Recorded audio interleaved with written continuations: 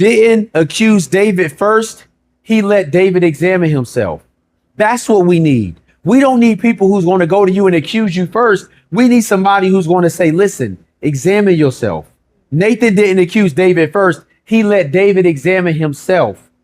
The mirror exposed what the crown had covered. I wish somebody was hearing me right now. The mirror exposed what the crown covered. There's so many people walking around with a crown, but God is saying, listen, when you get in the mirror of the word, even that crown has to bow down. The word says the angels cast their crowns at his feet and sing holy, holy, holy. Yes. So if the angels got to throw their crowns at the feet, why do we think we get to walk around with a crown? The mirror of God's word exposed what the crown had covered. There's too many people walking around with a crown, but God is like, listen, there's some things that I want to uncover, but I can't uncover it because you're so full of yourself. You're so full of that crown. The mirror will expose what the crown had covered. The parable that exposed the king. Nathan tells a story.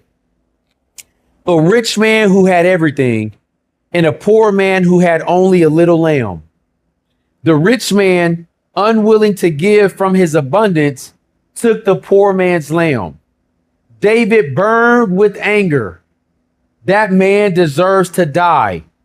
And Nathan said the words that shattered the illusion. You are the man. Have you ever been at a point in your life where you pointed the finger at somebody and God said, wait a minute, have you examined yourself?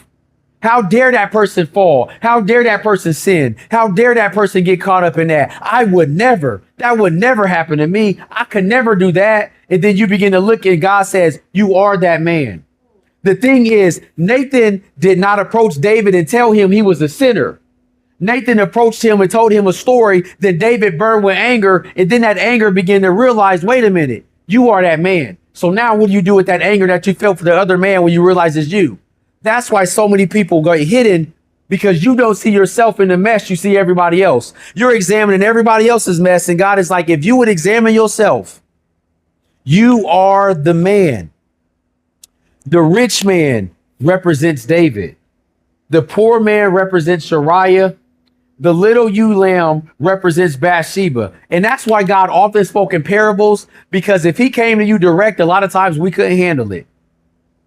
David's sin blinded him.